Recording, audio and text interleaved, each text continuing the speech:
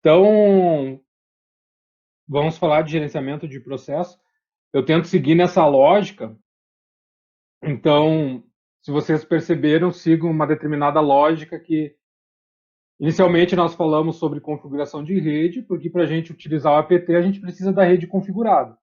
Então, nós falamos sobre configuração de rede, depois falamos sobre gerenciador de pacote e formas de instalação, e agora, como a gente já tem a rede configurada, já tem os pacotes, né?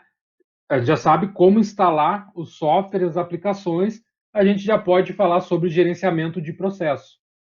Então, a gente pode gerenciar os processos que as aplicações que a gente instalou e que a gente vai executar no sistema, elas geram.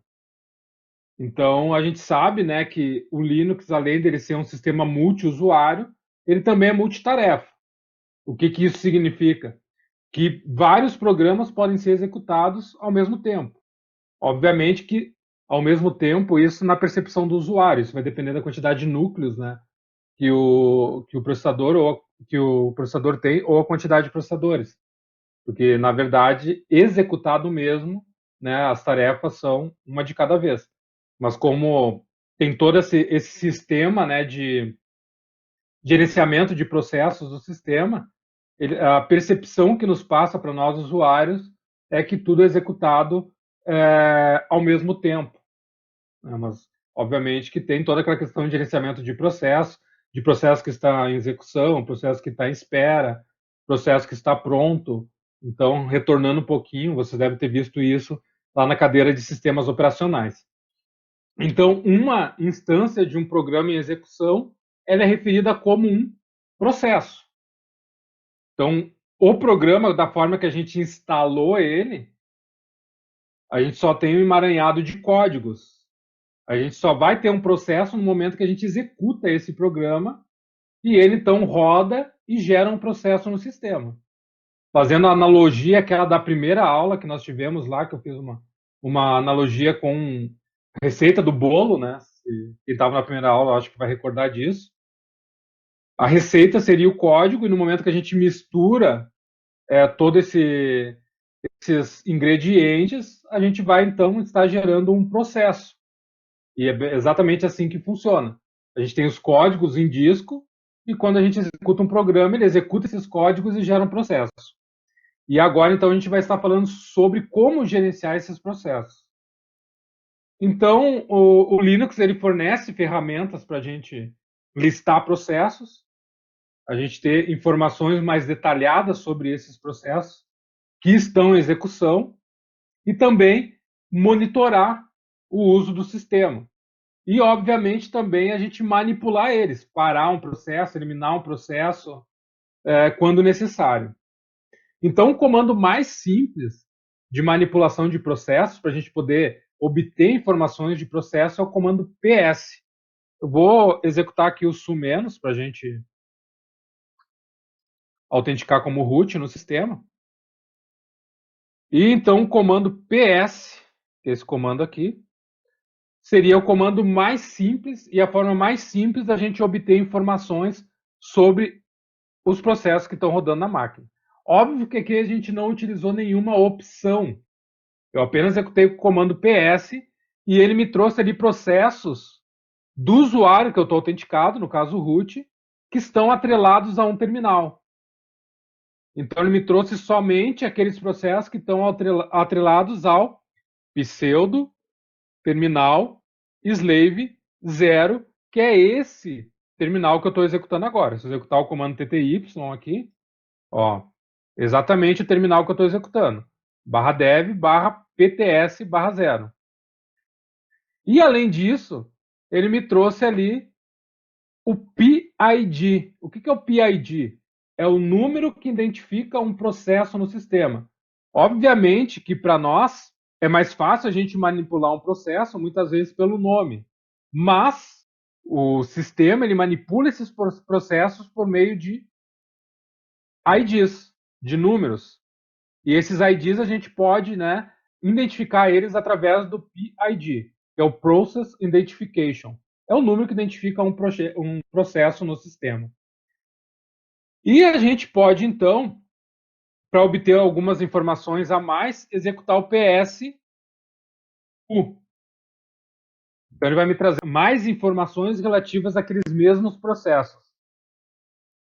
O PS, assim como o TAR, que a gente estava executando anteriormente, ele não precisa do menos antes, do hífen. Não precisa colocar PS menos U. Eu posso colocar direto PSU. Mas ele vai funcionar de qualquer forma se eu colocar o menos aqui na frente. E o que ele me traz de informação aqui? Primeiro, ele exibe o nome do usuário que iniciou esse processo. Nesse caso, como eu executei o PS-U com o usuário root, ele está me trazendo somente os processos do usuário root. Depois, o PID, que é o número que identifica esse processo. Então, esse processo dessa linha aqui, ele é identificado no sistema como 1596. Ele me traz informações sobre a porcentagem de CPU que está sendo utilizado por esse processo. Então, muitas vezes tem processos que eles não vão estar utilizando basicamente, ou vão estar utilizando basicamente nada de processamento. A percentagem de consumo de memória, então quanto de memória que esse processo ele está utilizando. E aí também, né, aqui é um bom verificador para a gente saber, por exemplo, se um processo está consumindo muito ou pouca memória. O VSZ, que é o Virtual Set Size. O que é esse Virtual Set Size? É o tamanho de memória virtual, ou seja, ele indica o tamanho do processo da imagem. E aí ele ainda tem o RSS. O que é o RSS? É o tamanho de memória residente, ou seja, ele exibe o tamanho do programa na memória. Voltando aqui no VSZ, que é o Virtual Set Size, e no RSS, que é o Resident Set Size, aqui poderíamos dizer que é quanto de memória o sistema está reservando para esse processo e quanto que ele realmente está utilizando dessa quantidade de memória. Notem que aqui eu tenho 1832, né, de tamanho, aqui é bytes, e aqui está sendo utilizado 3424. Então, a memória residente é quanto que realmente esse programa está consumindo de memória do meu sistema. Depois ainda eu tenho ali o TTY, que eu já falei o que é o terminal.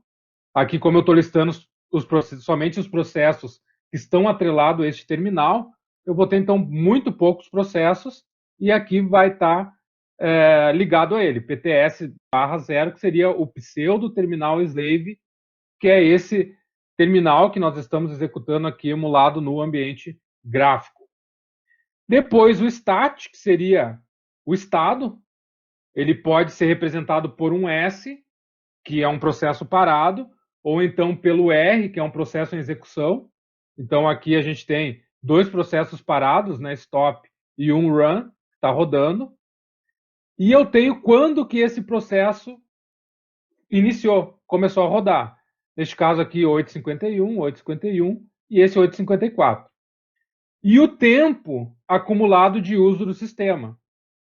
Então, aqui eu tenho basicamente todas as informações básicas que eu preciso para saber se esse processo está adequado para aquilo que eu pretendo ou não.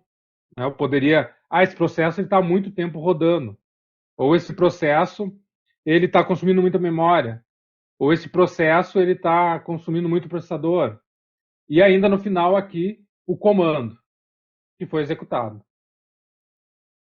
Como que eu vou obter mais informações a partir do PS? As opções mais completas do PS seria, e isso deve ser bastante comum de vocês, já devem conhecer esse comando, seria o PS AUX. Então, se eu executar aqui PS A, o A ele mostra todos os usuários, não seria somente o root. Ele já vai me trazer processos de outros usuários que estão autenticados no sistema. Então já aumenta a minha listinha ali de processos. Além disso, eu posso utilizar o U, que mostra uma listagem mais detalhada, que é aquela listagem que a gente viu anteriormente ali. E para complementar ainda, eu posso utilizar o X, que vai mostrar processos que não estão conectados a um terminal. Por quê? Porque não necessariamente o processo ele tenha que estar conectado a um terminal. Um processo pode disparar outros processos, por exemplo. O kernel vai disparar processos. Então tem aqueles processos que são disparados de um terminal para um usuário, por exemplo, até para um programa, e aqueles processos que são disparados que não estão atrelados a um terminal. E isso eu só vou conseguir se eu colocar o X aqui juntamente com as minhas opções. E aí essa seria a forma mais completa de obter informações referente aos processos que estão rodando no meu sistema. Notem que aqui em TTY, né, alguns processos eu vou estar com a interrogação, porque ele não está ligado a um terminal. E outros processos eu vou ter o terminal aqui explicitamente, ó, TTY2, ou então PTS, e assim, né, sucessivamente conforme o terminal que ele está associado. Obviamente que aqui ele mostra informações bastante bagunçadas. Então, poderia pesquisar um determinado processo aplicando um filtro. Ou então, eu posso colocar um pipe aqui e colocar um less para paginar. Ó. E aí eu ter páginas, né, com a quantidade de processos que cabem ali na tela. Seria uma forma mais fácil de eu poder visualizar isso. Vou lá com o final, quando aparecer o end ali, eu teclo Q de kit para sair. Ou então eu posso ir direto aqui, deixa eu abrir aqui, ó, vamos abrir lá em atividades, eu vou abrir aqui o Firefox. Está subindo o Firefox ali, então poderia filtrar aqui processos do Firefox com o grep e utilizar aqui o nome Firefox. Ali só me trouxe os processos referente ao Firefox. Esse aqui é o principal. Ó. Esse executável aqui, Firefox-ESR, é o executável dele, é o principal processo. Depois ele tem aqui ó, um shield, que é um filho, né? São processos que são referentes também ao Firefox, mas que estão associados ao principal processo ali em cima, que é o processo 1613. Quando eu executei o PSLX, ele estava consumindo 29% do processador dessa máquina virtual. Estava carregando, né? Então, olha aí. E esse processo aqui, o outro estava consumindo 38%. E 9,4% da minha memória. Vamos executar de novo aqui, ó. Agora já deve ter mais processo. E esses processos devem ter uma quantidade menor, não tanta, né? Mas aqui, ó, tem um processo principal está consumindo 24% do meu processador e 13% da minha memória. Bom, então posso aplicar um filtro sobre um determinado processo que eu queira visualizar. Além disso, tem uma opção do PS que eu particularmente eu gosto de utilizar bastante, que é o "-o". O que eu posso fazer com "-o" aqui, ó? E colocar aqui, por exemplo, um PID, assim. Ó, ele só me traz aquela coluna do PID. Então, poderia escolher quais as colunas que eu quero ver. Se eu colocar aqui, ó, "-o PID, vírgula, sei lá, percent, colocar aqui CPU, percent, CPU. Ó, ele me trouxe o PID e me trouxe a CPU. Ah, eu quero o PID, a CPU, vírgula, mas quero também a memória, percent man. Me trouxe a memória. Ah, seria interessante eu saber qual é o programa que está executando isso. Então, eu posso colocar aqui um command. E aí ele já me traz ali. Vou colocar lá em cima. Eu posso utilizar aqui a opção processos que não estão atrelados a um determinado terminal, ou então poderia colocar de todos os usuários. AXO, só colocar ali de novo. para ele me trazer as informações de todos os processos, inclusive os processos que não estão atrelados a um terminal. E o O seria a opção para eu poder filtrar somente o que eu quero daquelas colunas. Ou somente o PID, ou somente CPU, somente a memória. Aí eu posso, qualquer uma daquelas colunas que eu mostrei anteriormente, filtrar aqui. É bastante útil para ele não vir tão poluído. Então poderia colocar assim, ó, grep Firefox. E aí ele vai me trazer as informações somente do Firefox. Vou colocar aqui Firefox-ESR. A mesma coisa. Ele só me trouxe ali as questões referentes ao consumo de processador, consumo de memória e qual o comando que foi executado. A mesma coisa para os outros, o comando é um pouquinho maior, né? Mas as mesmas informações foram apresentadas para os outros processos que estão relacionados ao Firefox. Outro comando que eu já havia mostrado para vocês em algum outro momento, acho que lá quando nós falamos sobre o systemd, era o comando pstree, esse aqui. Ele mostra os processos em árvore. Então dá para a gente ter uma noção um pouco maior, né? O primeiro processo é o systemd, é o primeiro processo que é executado no nível de ambiente, né, de usuário. E a gente pode visualizar aqui que todos os outros processos eles partem a partir do systemd. O GDM3 nesse caso é bem específico, por a gente estar utilizando o Gnome, que é o ambiente gráfico, e aí tudo que o Gnome carregou aqui aparece aqui no cantinho, né? Então o espaço ficou um pouco pequeno, mas está ali no canto. E aí a gente tem uma noção de que processo está interligado a que processo. Então é uma forma bem interessante aí da gente poder visualizar de uma forma mais amigável como que esses processos estão relacionados. Então esse comando pstree, né, ele é útil para mostrar a hierarquia existente entre os processos ativos no sistema. Depois, o que a gente tem aqui de opção no pstree seria, por exemplo, utilizar a opção "-n", que ele vai ordenar ela a partir dos processos, dos números dos processos, do PID. Então ele não mostra aqui o PID, mas ele está organizando em ordem crescente conforme os números que foram aplicados para cada um desses processos, os PIDs que foram aplicados. Se eu quero ver o PID, eu posso colocar o P aqui junto. Ó. Aí ele vai me mostrar ali o processo e o número dele. Então aqui, ó, se estender ao processo número 1, depois ele lançou essa coluna de cá, ó, 232, 252, 38, notem que está em crescente, até lá embaixo. E a cada um desses processos tem os processos que estão atrelados a eles, que vão estar na sequência desse processo pai. Então aqui eu tenho 388, aqui eu tenho 394. O próximo processo que carregou é o 396, depois o 397, o 411. Esses carregaram depois desse processo que tem o valor de 300 e alguma coisa aqui.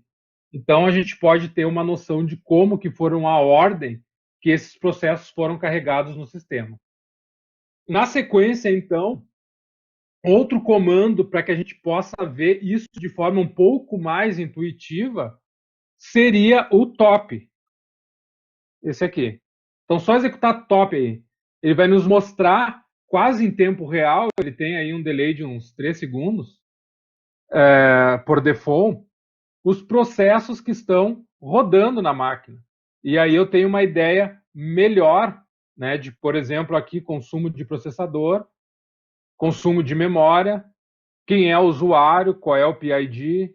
Então, eu posso selecionar esses processos, por exemplo, pelo uso de processamento. Só teclar Shift-P, ele vai colocar a ordem por aquele processo que estiver consumindo mais processamento. Shift-M, ele vai colocar em ordem por aquele processo que está consumindo mais memória. Então, isso auxilia bastante também na hora que a gente vai verificar, porque a lista é bastante extensa, verificar qual o processo que está consumindo mais memória, qual o processo que está consumindo mais processamento. Então, eu falo Shift M, mas na verdade é o M maiúsculo, né? Então, por isso Shift M.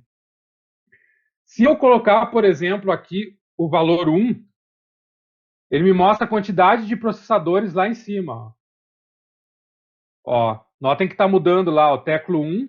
Quem tiver mais de um processador na máquina aí, virtual, vocês vão ver que vai aparecer vários processadores ali, quantos vocês tiverem. Então tá lá, CPUs, eu tô só com um nessa máquina. Ó. Mas ele vai mostrar o processamento pelos processadores. Se eu tiver dois processadores, ele vai mostrar duas linhas ali com o processador 1 e o processador 2. E aí aqui eu tenho várias informações, né? Então aqui ele me traz o horário, o uptime da máquina, quanto tempo a máquina está ligada, quantos usuários estão conectados, informações de load average, tem 138 processos carregados, sendo que agora eu tenho um rodando e 137 dormindo, sleeping, ou seja, em espera. Nenhum parado e nenhum zumbi. Seria aqueles processos que estão atrelados a um processo que morreu e ele ficou ali preso, né, podemos dizer assim, sem nenhum processo pai ativo. Depois eu tenho consumo de processador, esse aqui vai ser o total. Então, nota que ele vai modificando aí conforme ele tem um delayzinho, mas conforme vai mudando aqui o processamento aqui, ele vai mudando lá em cima também.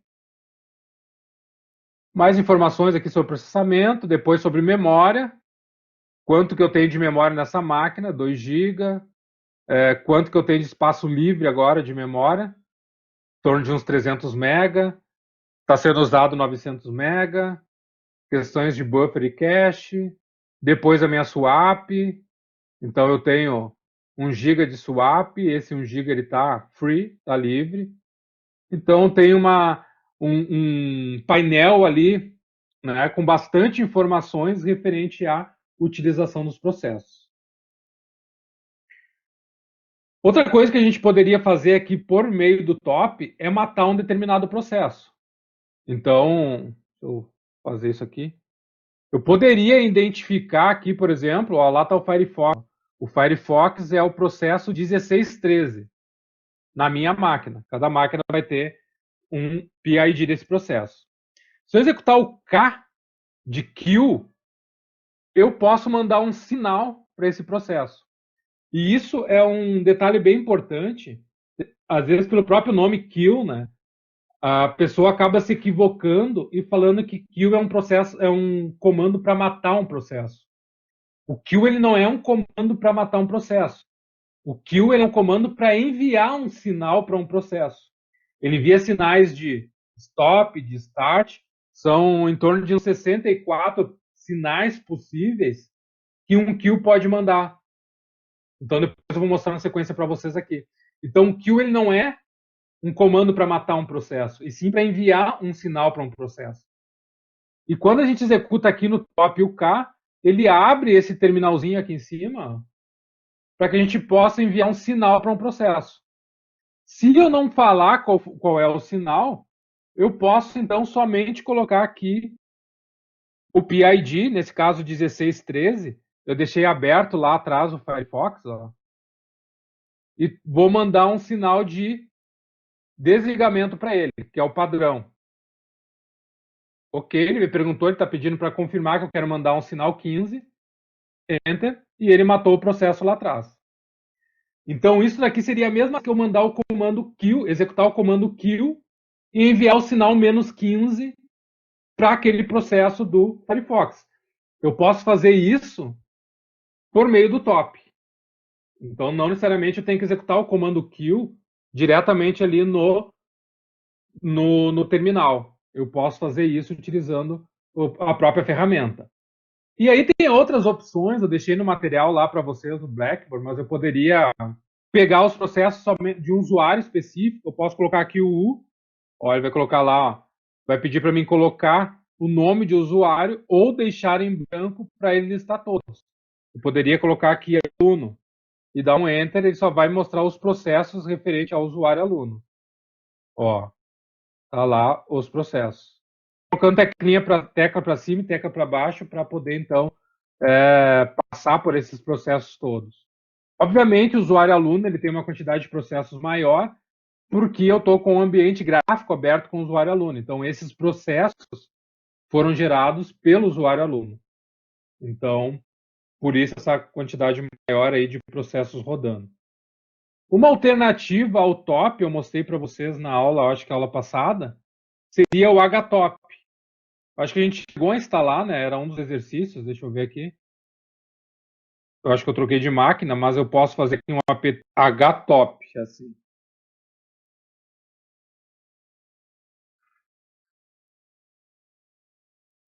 É uma ferramenta bem pequenininha, rapidinho, está instalada aí, ó.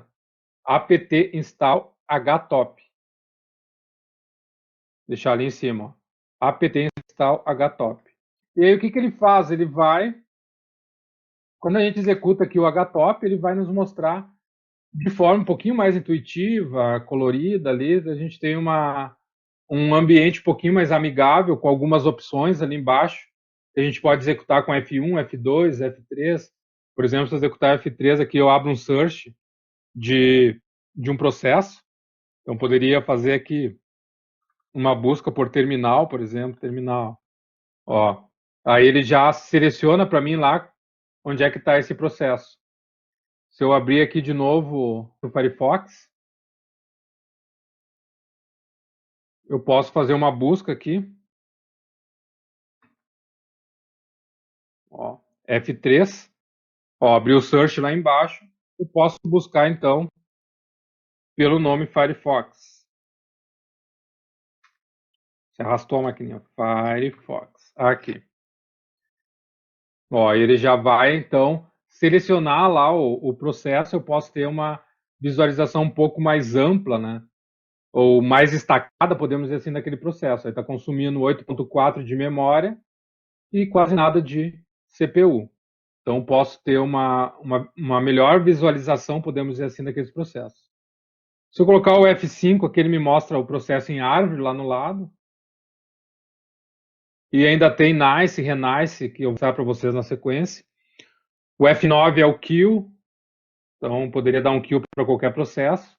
E o F10 é o kit, seria sair. Aqui.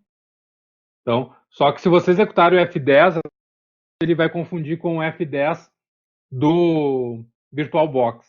Então, a forma mais fácil aí seria executar um Q de kit e fechar aí o programa. Mas, particularmente, sim, o HTOP ele tem um visual um pouco mais agradável para a gente poder encontrar as informações ali dentro. Então, seria uma ferramenta aí que vocês podem utilizar também em alternativa ao top, que foi a primeira ferramenta que nós vimos nessa parte da aula de hoje. Continuando, então, a gente pode falar um pouquinho sobre o comando kill. Então, se vocês executarem aí kill e colocarem a opção assim, ó, kill menos L de list, vai aparecer exatamente aquilo que eu falava anteriormente para vocês. O kill não é um comando para matar um processo. Tá? Se perguntarem para vocês qual é a função do kill, não respondam que esse comando mata um processo. A função dele é enviar um sinal para um processo e esse processo tem que estar em execução. Essa é a função do kill. Então, quando a gente executa o comando kill-L, ele mostra 64 possibilidades de sinais que a gente pode enviar para um processo. Então, uma quantidade bastante grande aí de possibilidades de sinais que a gente pode enviar utilizando o comando kill. E aí, a gente poderia aqui citar os principais, né, desses sinais que o kill pode enviar. Por exemplo, vocês estão bastante acostumados a executar um kill-9. Quem nunca executou um kill-9 aí? Né? Atire a primeira pedra, quem nunca executou um kill-9. Qual é a função do Q-9? O Q-9 ele tem a função de enviar um sinal aqui, ó, de fechamento de um processo. Por isso que fica essa ideia, né, o Q ele tem a função de matar um processo. E efetuo o -9, ou seja, o Q-9, eu estou enviando um sinal para matar esse processo. Assim como o 15 é um sinal para terminar um processo. Podemos dizer assim, que o Q-15 ele envia o sinal para terminar. E o Q-9 ele envia um sinal para matar esse processo. Quando que eu vou utilizar um e quando eu vou utilizar outro? Aí tem um detalhe. O Q-9 podemos dizer que seria a forma deselegante de matar um processo. Então o Q-9 a gente só vai utilizar quando realmente o processo travou. Não consigo fechar ele de forma nenhuma. Abri o Firefox ali atrás, o Firefox travou e eu não consigo fazer com que ele feche. Aí eu vou ter que ser um pouco mais drástico, mandar um Q-9. Ele vai lá e vai forçar o fechamento desse processo. Mas antes de eu fazer isso, eu posso tentar fechar ele com o Q-15. Que ele vai fechar, vai terminar esse processo de forma correta. Então ele vai enviar um sinal de término e não um sinal de fechamento. Essa é a diferença do Q-9 para o Q-15. Quando eu falo Q-9, Q-15, eu estou falando no envio, né, do sinal a partir do comando Q. Então, se eu faço isso Q-9 e o PID do processo, vamos pensar aqui no processo do Firefox. Olha lá. Eu posso fazer, para descobrir o número do PID do processo, eu posso executar o PS, AUX, pipe, grep e o nome do processo que é Firefox. Ele vai me retornar ali os processos. Eu sei que o processo principal, eu vou identificar esse processo, então, a partir, né, do processo principal. Então, esse comando aqui, ó, que é o executável dele, Firefox ESR, é o processo principal. Como que eu identifico? Porque os outros são shield, ó. Shield ID 1, shield ID 2, shield ID 3. Então, poderia executar o pgrep Firefox e verificar qual é o número do processo. Notem que é a mesma coisa aqui que eu executar o PS AUX e verificar qual é o processo principal. Notem que é o mesmo número, 2310 e 2310. Então, há duas formas da gente identificar. Uma indo direto com o comando pgrep e a outra com o PS AUX pipe grep, o nome do processo. A vantagem de eu utilizar o grep é que eu consigo ver aqui questões referentes ao comando, referente ao tempo de execução desse cara, quando que foi executado, quanto tempo ele está rodando, e aí outras informações que a gente já viu lá quando a gente falou sobre o comando PS. Diferente aqui do pgrep, que ele só me traz o quê? Só me traz o número do PID.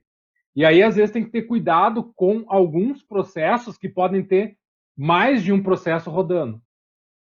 Vou dar o exemplo, por exemplo, do Bash. Vamos supor que a gente abriu vários terminais com Bash. Se eu executar um pgrep bash, ele vai me trazer o PID de todos esses processos. E aí, qual que eu quero fechar? Bom, aí ele não vai me trazer informação, por exemplo, a qual terminal está. Entenderam? Então, eu posso ter que utilizar o PSLX pipe grep bash para poder identificar qual realmente é o bash que eu quero finalizar o processo. Então, eu tendo esse PID em mãos, deixa eu só voltar aqui o comando pgrep. Aqui, então, eu sabendo que o PID do Firefox é o 2310, eu posso enviar um sinal com o kill para esse processo 2310. Se eu colocar assim, ó, kill 2310, por padrão ele vinha o sinal 15, esse aqui. Seria a forma mais correta da gente desligar um processo. Se eu executar o Enter aqui, ó lá, fechou o processo. Então, às vezes, como eu disse, é necessário eu forçar o fechamento dele, se ele não fechou com a opção -15, eu forçar o desligamento dele com o 9. E além desses sinais, 9 e 15, eu teria vários outros que eu posso identificar aqui com o Q-L. Então, eu deixei um material para vocês lá no Blackboard que fala dos principais desses sinais que a gente pode enviar. Então, depois vocês podem dar uma olhada com mais calma, ele está lá, esse material. Mas, puxando aqui os principais, né? Por exemplo, eu poderia enviar um sinal 1, que é o sinal SIGHUP, Que vai recarregar um processo. ou então eu poderia, dos mais conhecidos aqui, eu já falei do 9, tá aqui o 9, que é um SIGKILL.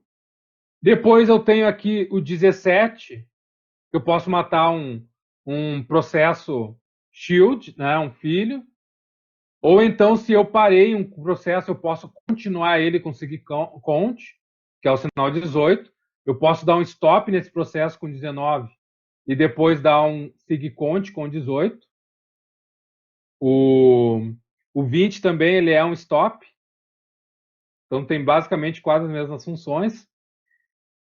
E depois uma série de outros, que eu não vou entrar aqui no mérito de cada um, até porque eu não sei todos eles aqui, mas tem um documento lá no Blackboard que vocês podem olhar e tirar as dúvidas referentes a esses processos.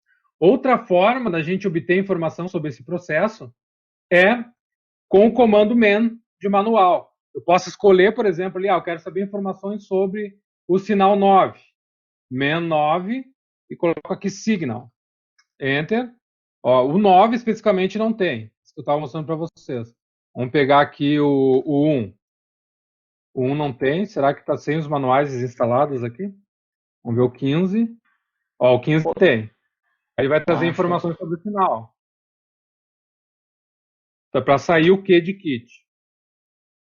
Então, é uma possibilidade que a gente tem aí também de se obter informações sobre sinais que eu posso enviar para um processo. E além do kill, tem o comando QAll. Então, esse comando QAll aqui, ó, QAll. Qual é a diferença do comando QAll para o comando kill? O comando kill, eu envio um sinal para um PID. E o QAll, eu envio um sinal para um nome. Entenderam? Então, por exemplo, se eu abrir o Firefox aqui, ó. Vamos abrir o Firefox de novo. Hoje ele é o nosso cobaia aí. Se eu quiser enviar um sinal para o PID desse processo que foi gerado pelo Firefox, a gente já sabe. Eu posso ou colocar um pgrep Firefox aqui. Posso colocar aqui o nome completo, né? ESR. Ele vai me trazer ali. Tranquilo, isso a gente já sabe. Ou então eu posso executar um PS AUX pipe grep Firefox. Assim eu obtenho informações sobre aquele processo. E para me matar esse processo, através do PID, que é esse número aqui, eu vou executar o comando kill. Mas eu posso utilizar o QAll e matar o processo por um nome. Então eu poderia colocar aqui kill e enviar um sinal pelo nome. Colocando aqui, por exemplo, o sinal, vamos mandar o sinal -15 para ele, e colocar o nome do processo que é Firefox-ESR. Olha lá, ele matou o processo. Então ele funcionou corretamente. Eu não consigo enviar com QAll para um PID aqui. Se eu colocar um número qualquer aqui, ele vai dizer que não tem nenhum processo localizado, né? Uma porque esse PID não existe, mas mesmo se existisse, ele vai tentar buscar um processo que tenha esse nome 24242 e não um processo que tenha o PID 24242, entenderam? Qual é a vantagem e desvantagem de eu utilizar um ou outro?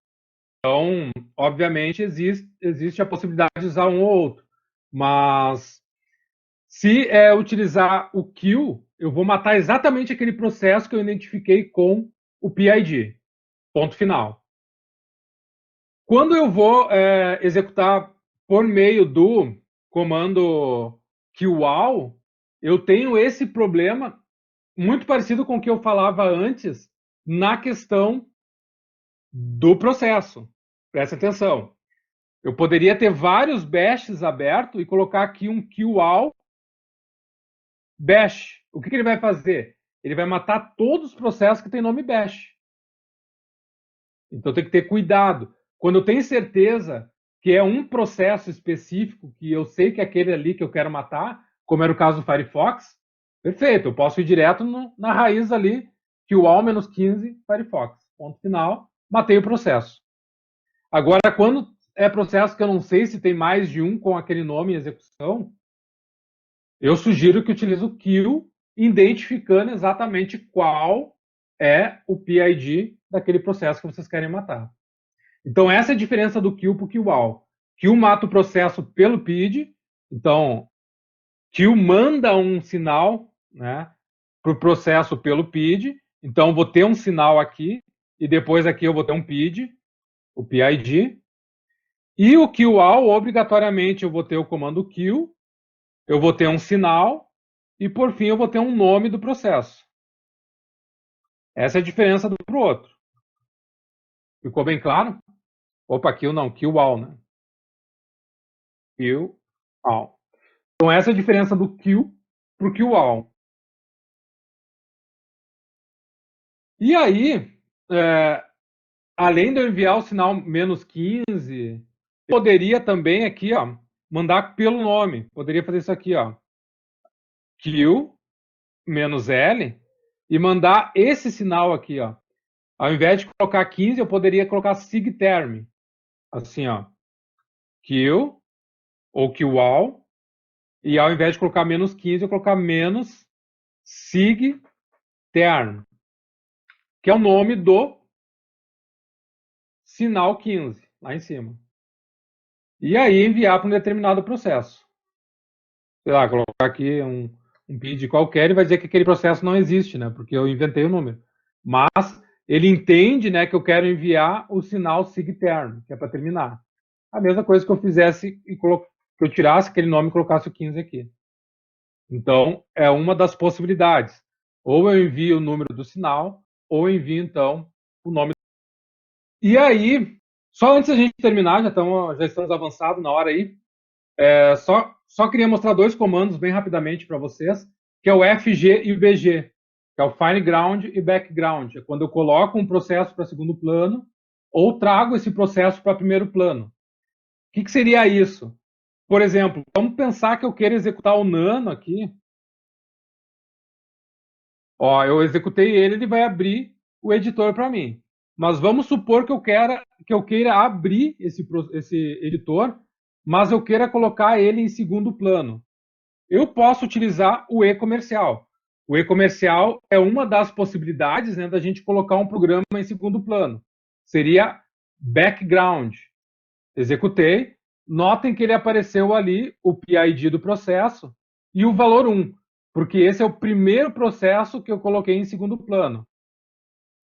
Como que eu listo os processos que estão em segundo plano?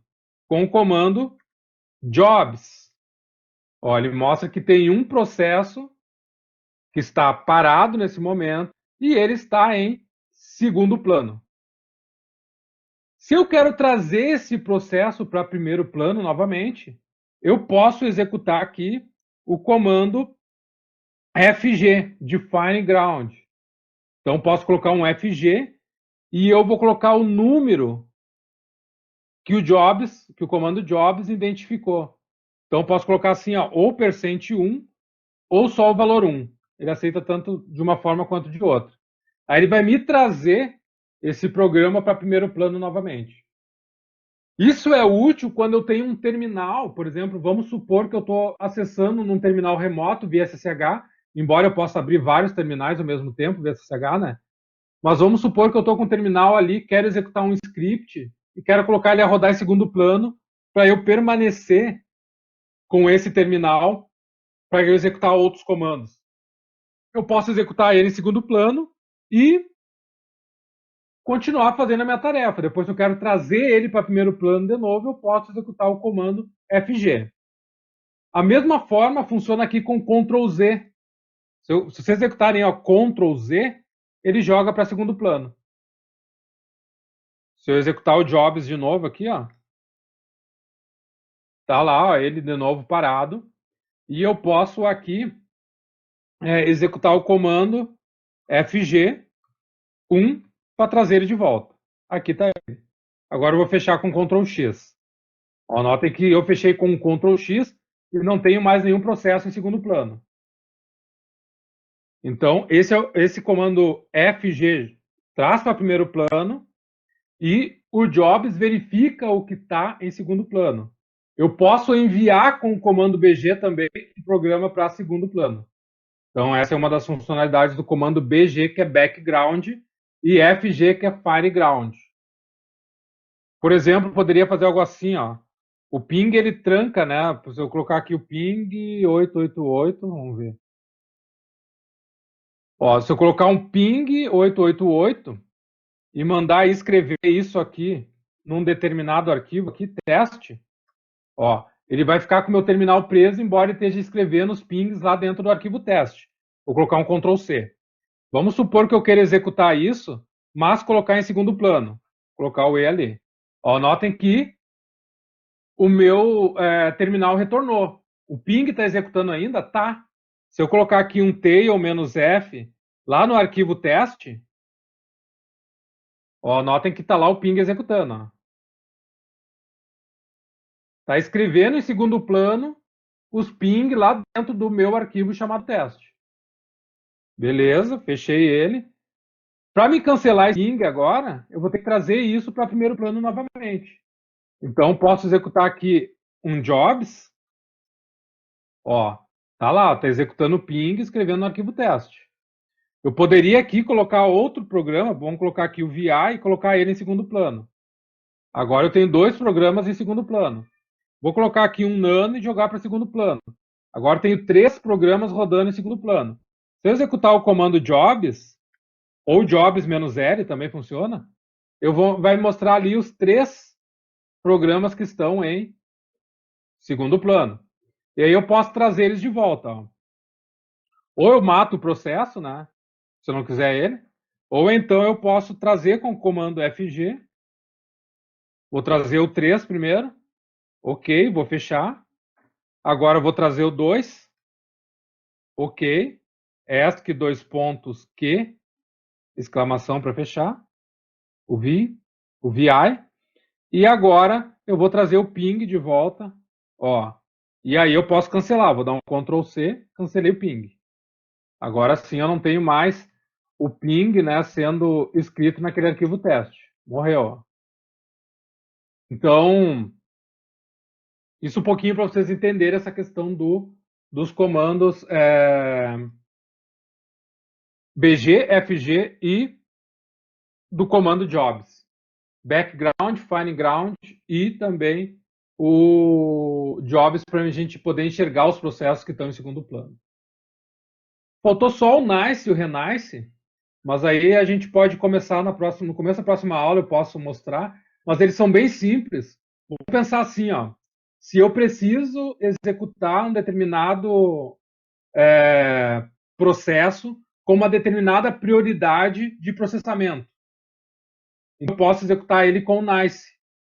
Eu posso dizer que a prioridade de processamento desse programa vai ser X. Ela vai de menos 20 até 19. Quanto mais negativo, maior a prioridade.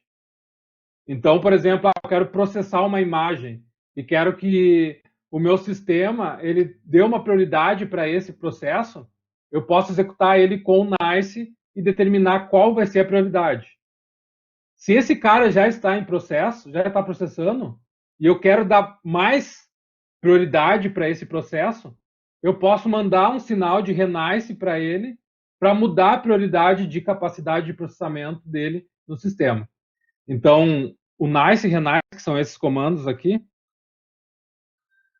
para a gente não avançar o horário agora, eu mostro no começo da próxima aula.